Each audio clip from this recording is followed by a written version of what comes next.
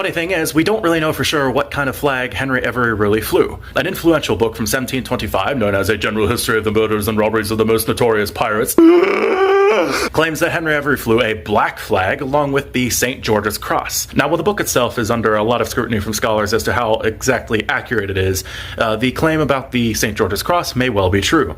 British privateersmen during this period did in fact fly a St. George's Cross, or a variation of it, in the form of a privateer's ensign to identify themselves. And this ship, which was a privateer before Henry Every commandeered it, might well have had such a flag already in a chest somewhere on board. Now, the claim about the black flag Henry Every flew may be a little more suspect because there's not a whole lot of evidence of these kinds of flags being flown earlier on in the age of piracy, and the author, writing in 1725, may have well taken a later image that pirates did use and applied it to Henry Every. It's worth pointing out that in the mid to late 1600s, most pirate and privateer flags had colorful designs with stripes and swords and spears and cannonballs, and less black and white skulls and skeletons. But that didn't stop the illustrator of the general history depicting Henry Every's flag like this. Now, as Every's reputation grew, a number of poets and playwrights and balladeers started writing poems and plays about him. One such ballad, contained in a document known as A Copy of Verses,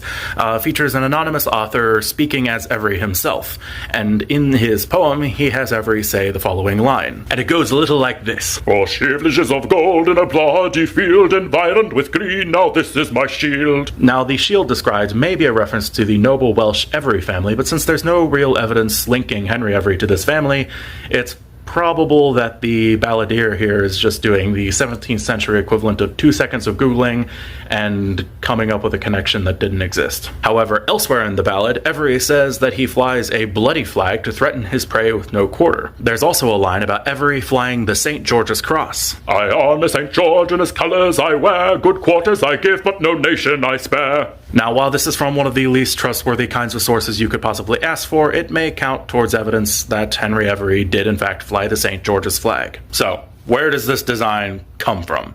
Unfortunately, the earliest example of this flag anywhere is from the 20th century. In 1959, a German book illustrator was trying to come up with designs for flags of all the great pirates, and created this one with the caption of Long Ben, which is one of Henry Every's nicknames. It looks interesting, as does its red variant, but it's not historical. Maybe the real Henry Every would have thought it was cool, but he definitely never flew it. Sorry.